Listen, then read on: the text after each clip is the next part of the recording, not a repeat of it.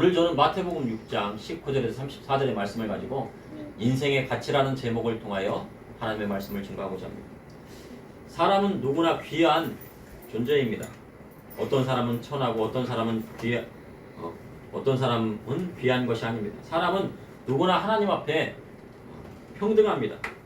하나님께서는 선인과 악인에게 햇볕을 똑같이 주십니다. 그래서 모든 사람에게 공평하게 햇볕을 주시는 것입니다. 그리고 우리가 숨을 쉬는 공기도 누구나 들이킬 수가 있습니다.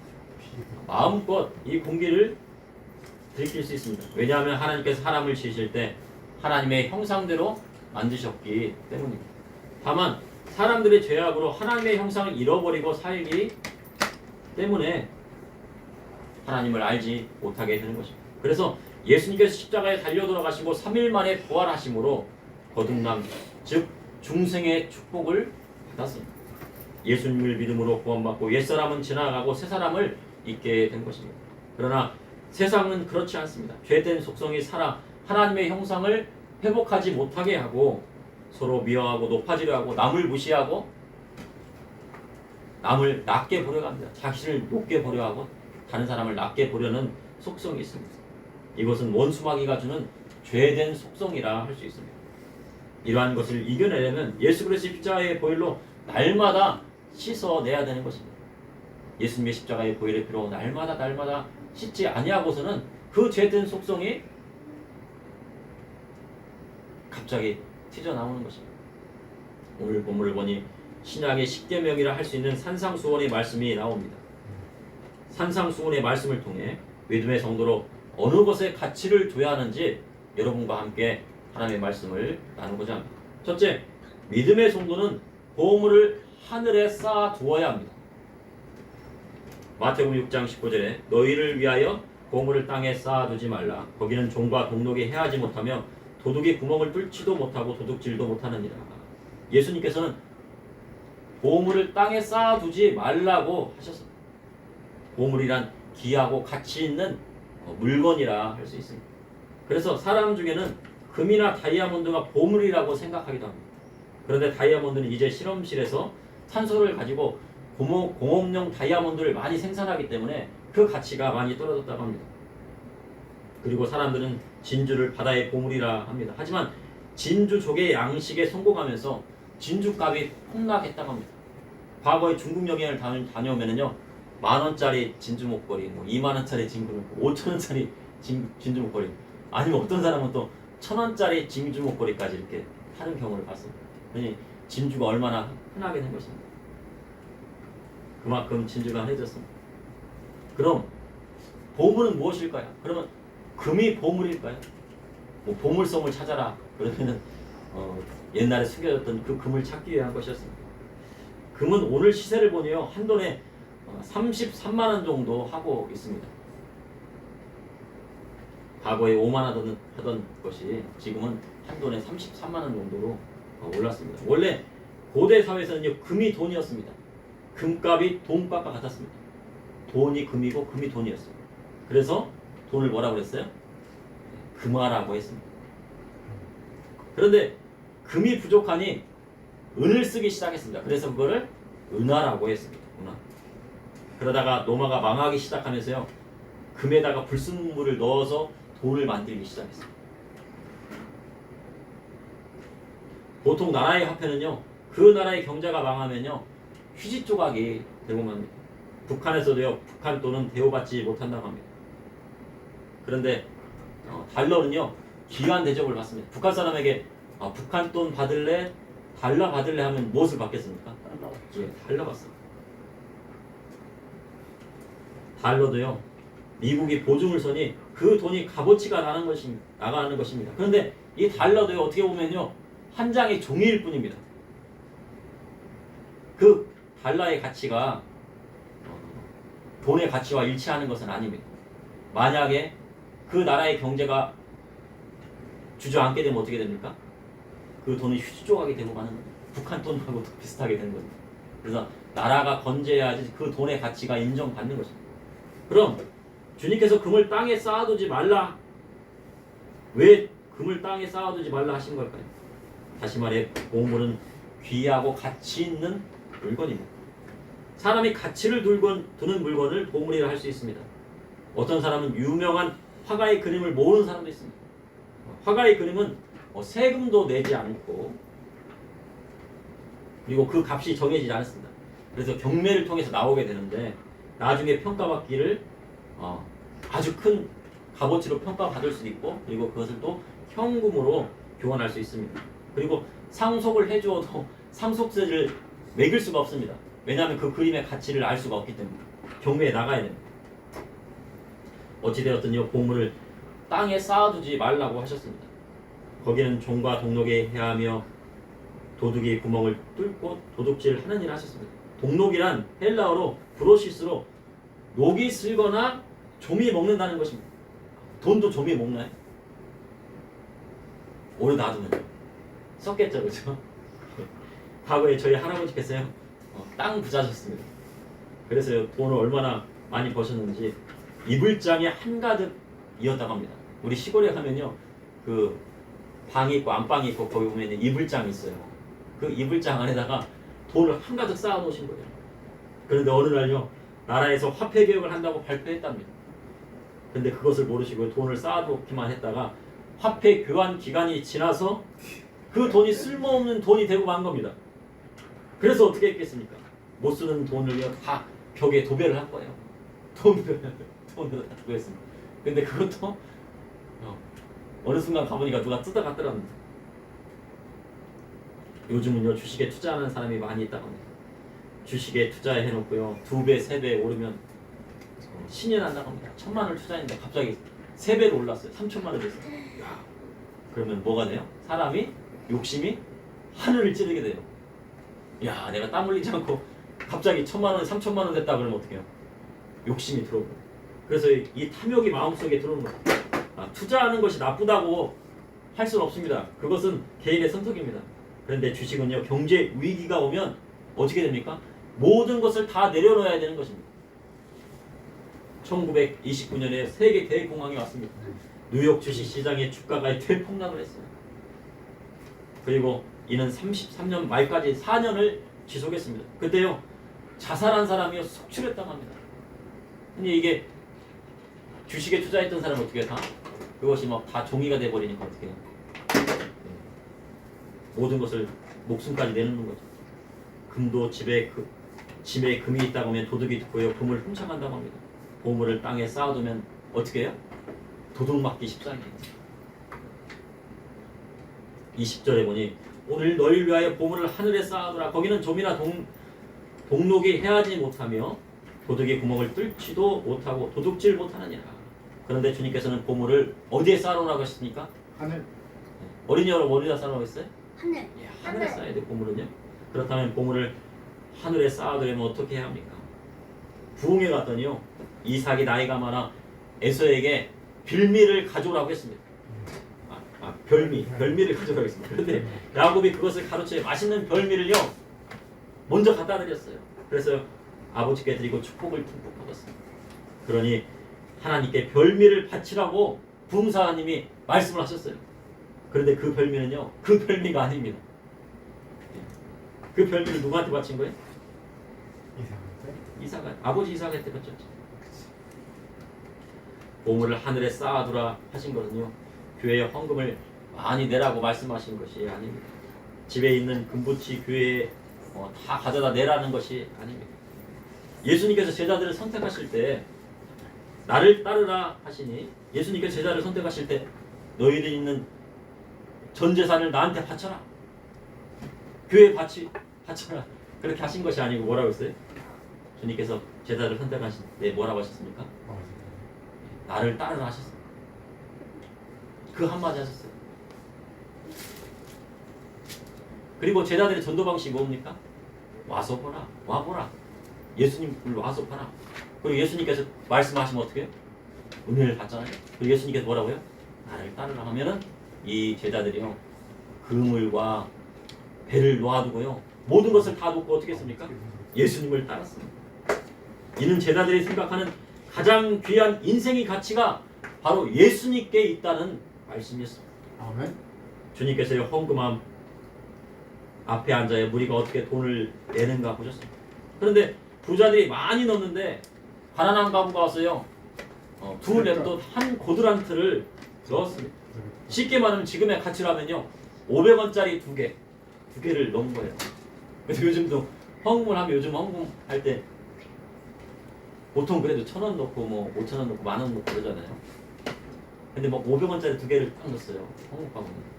그것도 이제 딱 넣으면 어떡합니까? 두 동전이 딱 부딪히면서 땡그랑 하면서 들어갔겠죠. 쉽게 말해 500원짜리 두 개를 넣었습니다. 그런데 주님께서 이 가난한 과부가 헌금함에 넣은 모든 사람보다 더 많이 넣었다고 하셨습니다. 그러니 이 가난한 과부가 하늘에 더 보화를 많이 쌓았을까요? 아니면 부자들이 더 하늘에 보화를 많이 쌓았을까요? 맞습니다.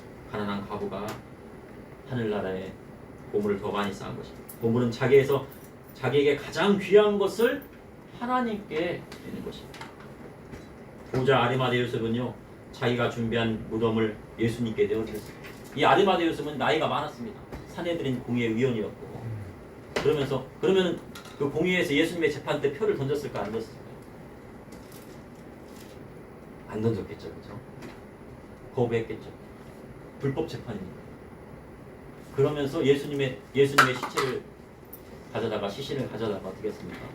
장사를 지내서 세마포로 싸고 또 우리 향품을 바르고 그리고 자기가 이제 나이가 많아서 죽으면 어떻게 합니까? 자기가 들어갈 무덤을 예수님께서 여어드린 겁니다. 가장 귀한 것을 여어드렸어요. 그로 인해 보물을 하늘에 쌓아두는 자가 되었습니다. 21절에 내 보물이 있는 곳에 내 마음도 있느니라 하셨습니다. 이는 마가복음 12장 30절의 말씀과 일치합니다. 내 마음을 다하고 목숨을 다하고 뜻을 다하고 힘을 다하여 주 너희 하나님을 사랑하라 하셨습니다. 이 모든 마음과 목숨과 뜻과 힘을 주 하나님께 드려야 하는 것입니다.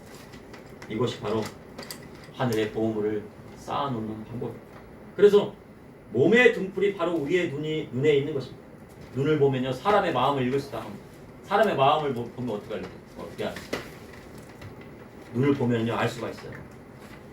그런데 어떤 사람은요 제가 지난번에 이사스펜타 어떤 사장님을 딱 만났는데 제가 딱 눈을 보니까요 불안해요. 깜빡깜빡거리고 제가 보니까요 심리적으로 조금 뭔가 이렇게 옳은 말을 못 하시는구나. 아니 옳은 말이 아니고요 뭔가 이렇게 자기 업체를 선택하기 위해서 뭔가 거짓말 하시는 것이 있구나 라는 생각이 들더라고요. 그래서 그 눈을 보면 사람의 눈을 보면 뭐예요? 이 사람이 거짓말 하는지 안 하는지. 근데 진짜 사기꾼은 어떻게 해요? 눈빛 하나 안 변하고 그리고 얼굴색 하나 안 변하고 할 수 있겠죠. 그렇지만 보통 정직한 사람들은요 거짓말하면 어떻게 해요? 얼굴빛이 변하는 것입니다. 눈을 보면 사람의 마음을 읽을 수가 있습니다. 그래서 눈이 나쁘면 몸이 어둡게 되는 것입니다. 마음의 빛이 어두우면요 그 어두움이 얼마나 가겠습니까? 그래서 믿음의 성도는 마음 가운데 두 주인을 섬길 수가 없습니다. 재물도 섬기고 하나님을 섬긴다고 할 수 없습니다. 그런데 하나님을 섬긴다 하면서 재물을 섬기려 합니다. 재물을 섬기는 것은 만몬신을 섬기는 것과도 같습니다. 그러니 하나님과 재물을 겸하여 섬기지 못하는 것입니다. 25절에 그러므로 내가 너희에게 이르노니 목숨을 위하여 무엇을 먹을까 무엇을 마실까 몸을 위하여 무엇을 입을까 염려하지 말라. 목숨이 음식보다 중하지 아니하며 몸이 의복보다 중하지 아니하냐. 천지를 창조하신 하나님이 내 아버지가 되시는데 목숨을 위해 무엇을 먹고 마실까 하지 말고 염려하지 말라 하신 것입니다. 왜 염려하지 말아야 돼? 하나님의 자녀이기 때문에. 아빠가 있는데 아들이 오늘 저녁 먹을 거 없으면 어떡할까? 엄마가 있는데 걱정하면은 안 되잖아요, 그죠? 다 모아야죠. 부모님이 다 해주잖아요. 그것처럼요, 하나님께서 하나님 자녀에게는 믿음의 성도에게는요 모든 것을 다 해주시기 때문에 염려하지 말아야 하는 것입니다. 이것은 다 누가 구하는 것입니까? 이방인들이 구하는 것입니다. 이방인은 바로 예수님을 믿지 않는 사람입니다. 예수님을 믿지 않으면 세상 것 구하고 세상 재물 구하다 인생을 다 허비하고 마는 것입니다. 그러므로 믿음의 성도는요 보물을 하늘에 쌓아두어야 합니다. 둘째, 믿음의 성도는 하나님의 공급하심을 믿고 나아가야 합니다. 공중의 새를 보면 새가 곡식을 땅에 심는 것도 아니고 곡식을 거두지도 않고 창고에 쌓아두지도 않지만 하늘 아버지께서 다 기르십니다. 새가 씨를 막 뿌리고 거기다 곡식을 막 자라게 해가지고 거기서 수확을 해가 창고에 쌓아두지 않잖아요. 다 누가 먹이세요? 하나님께서 먹이십니다. 서울에 있는 비둘기를 하나님께서 다 채워주십니다. 그런데 사람들이 비둘기에게 모이를 주어서요, 비둘기의 살이 많이 쪘습니다. 그래서 어떻게 보면요, 잘 날지도 못해요. 그래서 이거 비둘기를 닭비둘기라고 막 하더라고요. 닭처럼 막 커가지고. 원래 비둘기는요, 먹이를 안 주어도 자기 먹을 것을요 다 먹고 삽니다. 벌레도 먹고 살고, 곡식도 먹고 살고 막 그렇거든요. 그런데 하물며 하나님의 자녀이겠습니까? 그러니 믿음의 성료는 염려하지 말아야 합니다. 근심을 모두 벗어버려야 합니다. 그래서 주님께서 염려함으로 피를 한 자라도 더할 수 있느냐 질문하셨습니다. 그리고 어찌 이복을 위하여 염려하느냐 말씀하셨습니다. 당시에 대부분 사람은요, 겉옷 한 벌을 가지고 생각했다고 합니다. 여러분들은 옷장에 옷이 몇 벌 있으십니까? 딱 한 벌 있으십니까? 아니면 딱 두 벌 있으십니까? 그 당시에요, 유대인들에게는 겉옷이 한 벌이 다 있어요. 그거는 그 겉옷은 밖에 나갈 때 입는 옷이고, 또 밤에는 뭐가 돼요? 이불이 됩니다. 그런데 부자는요, 두 벌 옷을 가지고 있습니다. 그래서 세례요한은요, 두 벌 옷 있는 사람은 옷 없는 자에게 주고 먹을 것도 가난한 자에게 주라고 하신 것입니다. 그러니 옷 두 벌 있으시면 한 2000년 전으로 따지면 아주 부자입니다. 한 세 벌 정도 있으면 정말 가쁘고, 한 10벌 정도 있다 그러면 정말 진짜 가쁜 겁니다. 의복에 관하여는요, 들에 핀 백합화를 말씀하셨습니다. 그런데 이곳에 백합은 한자어로 흰백이 아닙니다. 흰백, 꽃화가 아닙니다. 여기에서 백자는요, 일백백입니다. 그래서 우리가 생각하는요, 흰 백합화가 아니고, 보통 우리가 이제 백합화를 보라면 흰 백합화를 생각합니다. 근데 그 백합화를 말씀하시는 것이 아니고, 그 뿌리가 여러 개 달린 겁니다. 뿌리가 이렇게 뭉쳐 있어 마늘처럼요. 마늘 아시죠? 마늘처럼 이렇게 돼가지고요. 네, 있는데 그 뿌리가 막 100개처럼 이렇게 막 모여 있습니다. 그래서 거기에서 꽃이 피는데 이것을 효산나라고 합니다. 효산나는 팔레스타인 지방에 흔히 피는 들꽃이라고 합니다. 우리가 보통요, 아네모네라고 하는 꽃이 있는데, 이러한 꽃이요, 이스라엘의 우기인 11월에서부터 4월에 비가 많이 오게 되는데, 비가 오고 나면요, 예루살렘 근방에 흐드러지게 핍니다. 많이 막 펴요. 우리가 보통 관상용 붉은 양귀비 꽃이 있습니다. 진짜 양귀비가 아니고 관상용으로 나온 양귀비 꽃이 있거든요. 이 꽃과 비슷하답니다. 주님께서 이 말씀을 하신 것은 이렇게 들에 흔하게 핀 들꽃이 솔로몬의 모든 영광, 즉 솔로몬이 입은 왕복보다 더 아름답다고 하신 것입니다. 솔로몬은요, 1년에 그 세입금이 666달란트였습니다. 그래서 지금의 돈으로 따진다고 하면 1달란트가 금으로 따지면요, 1조 원 정도가 됩니다. 그러니 솔로몬의 세입금은 666조 원이 됩니다. 그런데 우리나라의 1년 예산이 얼마입니까? 한 600조 돼요. 정확하게는 모르겠는데 630조, 640조니까 솔로몬은 666조의 세입금이 들어왔는데 우리나라는 한 600조 조금 넘는데요. 그러니 솔로몬의 1년 세입금이 더 많은 것입니다. 솔로몬의 영광은 대단한 것입니다. 그러나 한낱 들에 핀 백합화가 입은 옷보다 못하다고 주님께서 말씀하셨습니다. 이러한 들풀은 건기가 오게 되면 말라가지고 아궁이에 넣어집니다. 이러한 들풀도 입히시는데 너희일까 보냐? 믿음이 적은 자들아 하신 것입니다. 그래서 31절에 그러므로 염려하여 이르기를 무엇을 먹을까 마실까 무엇을 입을까 하지 말라. 사람들에게는요, 걱정이 많이 있습니다. 염려가 많이 있습니다. 걱정이나 염려가 많다는 것은요, 사람들의 마음 가운데 많은 근심이 있다는 것입니다. 그리고 만약 걱정이나 염려가 없다고 하면요, 아주 독특한 사람입니다. 아주 특별한 사람입니다. 그런데 믿음의 사람은 염려와 걱정을 모두 주님께 맡기는 사람이 되어야 합니다. 염려와 걱정을 맡기지 못하는 이유는 무엇입니까? 이는 하나님을 바라보지 않고 세상 것에 마음을 두었기 때문입니다. 아, 내가 왜 걱정이 나올까? 왜 염려가 나올까? 왜 그런 거예요? 하나님께 마음을 두지 않고 어디에 염려를 두었다고요? 세상 것에 치우쳐 있기 때문에. 하나님만 바라보면 염려할 것이 없습니다. 그러나 땅에 재물을 쌓아두고 세상에 마음을 두고 있으면 염려는 저절로 오게 되는 것입니다. 32절에 이는 다 이방인들이 구하는 것이라 너희 하늘 아버지께서 이 모든 것이 너에게 있어야 할 줄을 아시느니라. 이방인이나 하나님을 알지 못하고 예수 그리스도를 믿지 않는 사람입니다. 우리도 이전에는요 이방인이었습니다. 그런데 예수 그리스도의 복음을 받아들이고 하나님의 자녀가 되었습니다. 그러니 이방인이 구하는 것처럼 세상 것 구하고 세상 재물의 마음을 빼앗겨 주님 바라보지 못하면 다시 이방인처럼 되는 것입니다. 그래서 믿음의 성도는 오직 주님만 붙들고 나아가야 하는 것입니다. 셋째, 믿음의 성도는 하나님 나라와 그의 의를 구해야 합니다. 하나님을 믿는 사람은요 하나님 나라와 그 의를 구하는 것입니다. 그런데 기독교인이라도요 다 하나님 나라와 의를 구하는 것이 아닙니다. 2차 세계대전 당시요 독일은 기독교 국가였습니다. 대부분 사람이요 교회 다니고 예수를 믿었어요. 정말 철저하게 믿었어요.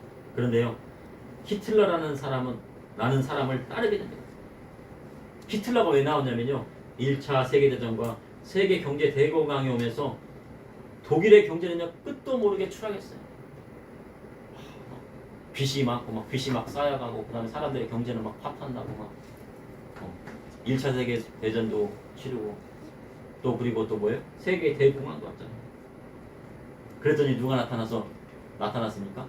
히틀러가 나타났어요. 독일의 경제를 일으키겠습니다. 외친 거예요. 나한테 맡겨주면 독일의 경제를 일으키고 세계 강대국으로 만들어주겠습니다. 그 히틀러가요 아주 웅변가에 말을 그렇게 잘했다고 합니다. 그래서 말을 하니까 사람들이 어떻게 해요? 경제를 살려주겠다고? 잘 살게 해주겠다고? 세계 강국으로 만들어주겠다고? 그래서 히틀러에게 맡긴 거예요. 그랬더니요 히틀러가요 진짜로 어떻게 해요? 오스트리아를 합병해버렸어요. 손쉽게. 그리고요 폴란드를요 침략해서 어떻게 했습니까? 그것도 쉽게 그냥 단숨에 먹어버렸어요. 또 그리고요 독일 옆에 무슨 나라가 있습니까? 프랑스가 있죠. 프랑스도요 쉽게 점령해버렸어요. 야, 영국이 좀 도와줄 줄 알았더니 안 된다. 그러니까 독일이 어떻게 해요? 오스트리아도 합병하고 폴란드도 먹어버리고 소련하고 반반씩. 그 다음에 프랑스도 그냥 점령해버리니까요 유럽 전체를 다 점령한 거예요. 그런데 히틀러 밑에는요 독일의 신학자 피텔이 있었어요. 피텔은요 전통 마수라 그 사본의 본문에요 페이지마다 15군데에서 20군데를요 막 수정했어요. 그래서 구약 성경 전체를요 2만 곳을 수정했어요. 자기 생각대로. 그러니 이 성경을 어떻게 합니까? 자기 마음대로 뜯어고치. 그리고 독일의 기독교는 다윈의 진화론을 받아들입니다. 그 자유주의 신학이요 그 독일 땅에 들어오게 되는데 홍해가 갈라진 것이 거기에서 갈라진 것이 아니고 갈대밭을 건넜어. 그게 아니야. 우리 인간의 생각으로 해봐. 갈대밭을 건넜지 거기가 홍해야. 근데 성경에 뭐라고 나와 있어요? 물독이 되었다고 하잖아요. 그러니까 하나님의 말씀을요 그대로 믿지 않냐고요. 그것을 인간적인 생각으로 해석해요. 그리고 진화론을 받아들입니다. 하나님을 믿으면서 진화론을 받아들였습니다. 그래서 사람을 동물처럼 생각했습니다. 이를 통해 하나님의 심판이 어디 갔습니까? 독일 땅에. 히틀러는요 프랑스를 점령하며 소련도 공산주의 국가도 쉽게 굴복시킬 수 있을 거라고 생각했어요. 그래서요 공산주의자 스탈린과 독재자 히틀러가 막 붙었습니다. 전쟁은 혹독했어요. 쉽게 점령할 수가 없어요. 독일과 소련 모두 엄청난 피해를 봤는데요. 히틀러가 정복을 했던 것은요 어디입니까? 지금의 우크라이나 땅입니다. 그 우크라이나 땅에는 뭐가 많냐면요 곡창지대입니다. 먹을 것이 풍부하고 그 다음에 석유가 나는 곳이 많아요. 유전이 많아요. 왜 흑해냐면 땅이 검기 때문에 기름이 많이 나와요. 그리고 모스크바와 레닌그라드를 정복하려 했습니다. 그리고요 스탈린그라드도 막 그러니까 피 터지게 막 싸워요. 하지만 전쟁이 길어지고 혹독한 치유에요 히틀러는 도전을 면치 못했습니다. 그 사이에 그때 1944년 6월 6일에 미국과 영국과 캐나다 연합군이 노르망디 상륙작전을 준비하고 있었어요. 연합군의 총사령관이요 트와이트 아이젠하워 장군입니다. 나중에 아이젠하워 대통령이 되죠. 그 지상군 사령관은 영국의 버나드 몽고메리였어요. 그런데 이 독일의 칼레라는 곳이 있고요. 근처에 항구가 있고 이제 상륙작전하기 좋은 곳이. 그 다음에 프랑스의 노르망디가 있습니다. 그런데 이제 독일의 히틀러의 밑에는 부하 둘이 있었는데 하나는 이 칼레로 올 것이다 막 해서 여기를 방비해야 된다고 그런 거예요. 또 한 부하는 노르망디로 온다고 합니다. 노르망디를 철저하게 해야 됩니다. 여기를 올 것입니다. 프랑스는. 거기는 항구가 이제 옆에 있거든요. 상륙작전 하기에는 항구가 옆에 있기 때문에 좀 어려움이 있어요. 그런데요, 이 상륙작전, 노르망디 상륙작전을 하는 전날에요, 며칠 동안 막 폭풍우가 몰아친 거예요. 막 밤새 막 폭풍우가 몰아친 거예요. 상륙작전을 해야 되는데 폭풍우가 몰아치면 어떻게 됩니까? 배가 난파돼갖고요, 병사들이 다 죽어버리잖아요. 안 되잖아요. 그죠? 그래갖고요, 이 노르망디를 지키고 있던요, 히틀러의 부하가요, 야, 이런 폭풍우에 누가 들어오겠어. 상륙작을 하겠어 하면 어디를 갔어요? 휴가를 갔어요. 휴가를 갔죠. 휴가를 가가지고요. 막 며칠 동안 휴가를 갔는데. 그래서요. 그 영국의 수상인 윈스턴 처칠이요. 야, 이거 어떻게 해야 되나? 갈아야 되나 말아야 되나? 하나님 이거 가야 됩니까 말아야 됩니까? 여러분 같으면 가야겠습니까 안 가겠습니까? 가면 죽을 수 있잖아요. 폭풍과 보니까. 근데 이때 아니면 안 돼요. 해야 돼. 근데 보니까 하늘을 보니까요. 폭풍과 몰아치는 가운데 하늘에서 보니까요. 하늘이 쫙 찢어지면서 거기서 뭐가 되냐면 푸른 하늘이 살짝 보이더랍니다. 살짝 그것도 많이 보인 것도 아니고 살짝 보이더랍니다.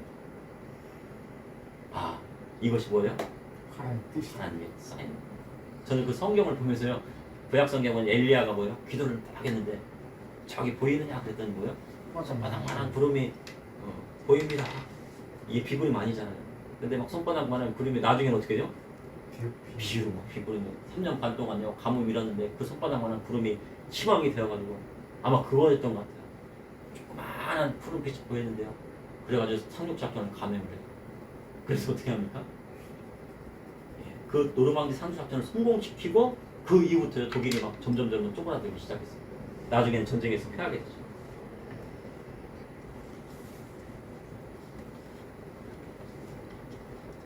영국과 독일은 둘 다 하나님을 믿는 나라였습니다. 영국도 교회가 있고 독일도 교회가 있었습니다. 둘 다 예수님을 믿는 사람인데 하나님은요 누구를 택하셨어요? 영국군에게 힘을 실어줬어요. 독일군은요 하나님의 말씀대로 나가지 않고요 하나님의 말씀을 그 성경을요 자기 뜻대로 고쳤습니다. 독일은 그리고 진화를 받아들였습니다. 그리고 성경을 마음대로 뜯어 고쳤습니다. 그리고 경제를 살려준다는 누구 편에 섰습니까? 독재자 편에 섰습니다. 그래서 소련과 독일과의 전쟁에서 독일의 수많은 아들들이요 전쟁에 끌려가서 뭐예요? 많이 죽고 말이에요. 몇백만 명이 죽고 맙니다. 하나님의 말씀을 따르지 않고 성경을 내 마음대로 왜곡하면 하나님께서 함께 하시지 않는 것입니다. 이는 이방인과 같은 것입니다. 그래서 믿음의 성도는 교회에 왔다 갔다 한다고 되는 것이 아닙니다. 하나님의 말씀을 읽고 어떤 것이 주님께서 우리에게 원하시는 뜻인지 헤아려 보아야 하는 것입니다. 세상 풍조와 여론에 휩쓸려 따라가면 안 됩니다. 그래서 대통령도요 하나님을 믿는지 안 믿는지보다 그가 하나님의 말씀에서 벗어나는지 안 벗어나는지를 봐야 하는 것입니다. 하나님의 말씀에서 벗어나지 않는가를 보고 판단하는 것입니다. 그리고 권력자를 따르기보다는 하나님을 따라야 되고 하나님의 말씀을 따라야 하는 것입니다. 그래야 흔들리지 않는 믿음이 우리 마음 가운데 생기는 것입니다. 그러므로 믿음의 성도는 하나님 나라와 그 일을 위함. 사람이 인생의 가치를 어디에 두느냐에 따라 그 인생이 바뀌게 됩니다. 믿음의 성도는 오직 예수 그리스도께 초점을 맞추어 살아갑니다. 그리하려면 하나님의 말씀을 왜곡하지 않고 율법의 일적 일액이 떨어지는 것보다 이 천지가 없어지는 것이 쉬우라고 주님께서 말씀하셨습니다. 그러니 하나님의 말씀은 왜곡해서는 안 돼요. 그 말씀 그대로 받아들여야 합니다. 그리할 때 하나님의 놀라운 축복이 임하게 되는 것입니다. 그러므로 믿음의 성도는 보물을 하늘에 쌓아줘야 합니다. 그리고 믿음의 성도는 하나님의 공급하심을 믿고 나아가야 합니다. 또한 믿음의 성도는 하나님 나라와 그 일을 구해야 하는 것입니다. 잠시 기도하시겠습니다. 사랑해 주님, 오늘도 감사합니다. 오늘도 이 저녁에 추운 날씨 가운데서도 하나님 앞에 나와 예배를 드렸습니다. 어른 성도에서부터 우리 어린아이까지 주님께서 함께하여 주시고 주님께서 붙들어 주시고 오직 주님만을 믿고 나아갈 수 있도록 인도하여 주시고 하나님의 말씀을 붙들고 나아갈 수 있도록 인도하여 주셔서 아버지 하나님의 축복을 다 받는 우리 성도님들이 될 수 있도록 저와 우리 성도님이 될 수 있도록 인도하여 주시옵소서. 아버지 하나님 또한 우리 교회 비록 작을지라도 주님께서 함께하여 주시고 하나님 말씀이 올바로 세워지게 하여 주시고 오직 주님만을 믿고 나아갈 수 있도록 인도하여 주시옵소서. 예수님의 이름으로 배웁나이다.